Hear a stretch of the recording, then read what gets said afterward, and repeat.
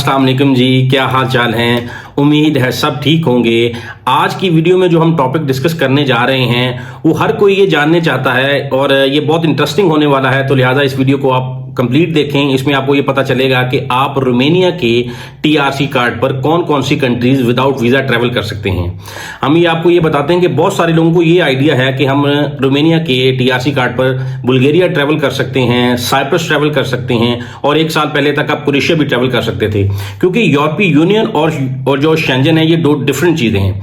क्योंकि जो कंट्री जो शेंजन का पार्ट नहीं थी, लाइक बुल्गारिया, क्रोएशिया, साइप्रस और रोमेनिया, ये कंट्रीज शेंजन का पार्ट नहीं थी। एक साल पहले क्रोएशिया जो है वो शेंजन का पार्ट हो गया है।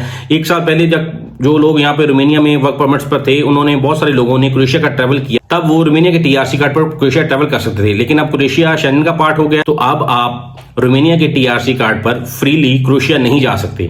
इसके अलावा हम आपको 4 ऐसे कंट्रीज बताएंगे जिन कंट्रीज में आप विदाउट वीजा जा सकते हैं अगर आपके पास रोमेनिया का टीआरसी कार्ड है। सबसे पहली कंट्री है सर्बिया।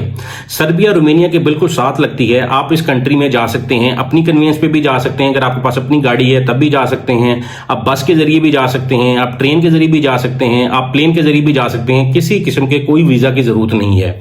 और सर्बिया से आगे आप जा सकते हैं, बोस्निया जा सकते हैं, मोंटीनेग्रो जा सकते हैं, मैसेडोनिया जा सकते हैं। ये 4 ऐसे कंट्रीज हैं जो आप ट्रैवल कर सकते हैं अगर आपके पास रोमेनिया का टीआरसी कार्ड है। जो टिपिकली लोगों को ये पता था कि हम 3 कंट्रीज ही ट्रैवल कर सकते हैं, रोमेनिया, क्रोएशिया, बुल्गारिया और साइप्रस। और इन 4 कंट्रीज में से जो क्रोएशिया है वो लास्ट ईयर शेंजन का पार्ट बन गया है, तो लिहाजा इस रोमेनिया के टीआरसी कार्ड पर आप क्रोएशिया नहीं जा सकते।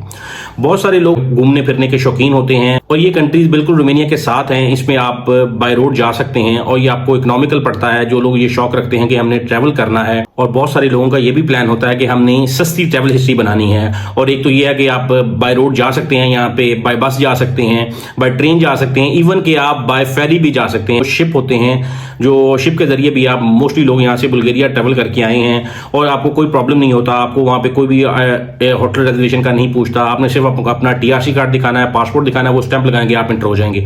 मोस्टली लोग जो ट्रैवल करते हैं वो बाय रोड ट्रैवल करते हैं, तो वो सस्ता पड़ता है। और बाय एयर में भी आपको थोड़ा सा प्रॉब्लम होता है कि आपको वहाँ पे पूछ सकते हैं, लेकिन वहाँ पे भी कोई इतना इशू नहीं है। लेकिन ज्यादातर मैं रिकमेंड करता हूँ कि जिसने अगर जाना है, सर्बिया में जाना है, मैसेडोनिया में जाना है, बोस्निया में जाना है, मोंटीनेग्रो में जाना है, तो वो बाय रोड ही ट्रैवल कर ले। एक तो वो सस्ता पड़ेगा और दूसरा वहाँ पे जो आप बाय रोड जाते हैं तो आपको बॉर्डर पे कोई प्रॉब्लम नहीं होती। और इसका जो सबसे दूसरा बड़ा फायदा है कि बहुत सारे लोगों का ये प्लान होता है कि हमने शेंजन का ट्रैवल करना है, शेंजन में भी हमने जाना है। तो इससे ये होता है कि अगर आपने इन कंट्रीज को ट्रैवल किया है, आपकी अच्छी खासी ट्रैवल हिस्ट्री बन जाती है। क्योंकि कोई भी वीजा ऑफिसर जब आपकी फाइल को देखता है, वो देखता है कि इस बंदे ने ट्रैवल पहले किधर किधर किया है और आया ये ट्रैवल करने के बाद वापस आया है।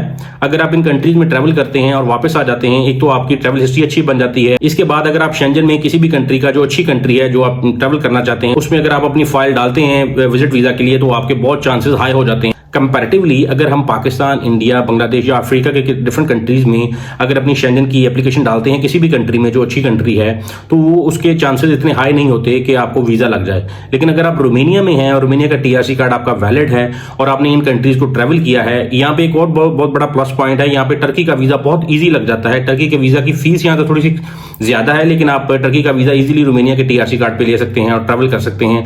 यहाँ से बहुत सारी जो बुकारेस्ट से बहुत ज्यादा बसेस जाती हैं टर्की में। जो लोग सस्ते ट्रैवल करना चाहते हैं तो वो बस के जरिए जाएं और बस के जरिए वापस आ सकते हैं। 40-50 यूरो के करीब आपकी टिकट कॉस्ट करती है, आप जाके टर्की घूम के आ सकते हैं।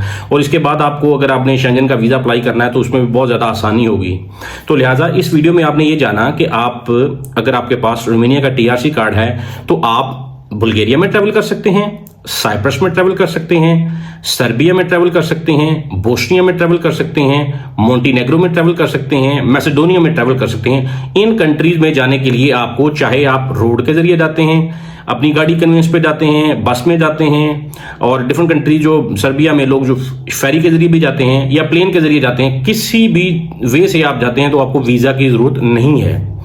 तो लिहाजा इस वीडियो में हमने ये कोशिश की है कि आपको बता सके कि किन किन कंट्रीज में आप विदाउट वीजा ट्रैवल कर सकते हैं अगर आपके पास रोमानिया का टीआरसी कार्ड है। अब नेक्स्ट सीरीज जो हम आपके लिए लेके आ रहे हैं उसमें हम ये आपको बताएंगे कि बहुत सारे लोगों ने रोमानिया में आके अपनी कंपनी को छोड़ना है, कंपनी में रेजिग्नेशन कैसे देना है, कि अगर आपकी कंपनी आपका रेजिग्नेशन एक्सेप्ट नहीं करती फिर आपको क्या करना चाहिए, या किस तरह आप अपना कंपनी को रेजिग्नेशन लेटर दे सकते हैं, या क्या क्या प्रोसेस होते हैं कि आपने अपनी कंपनी को छोड़ना है। तो लिहाजा नेक्स्ट सीरीज जो आ रही है उसमें हम ये सारे क्वेश्चन जो है वो डिटेल से डिस्कस करेंगे।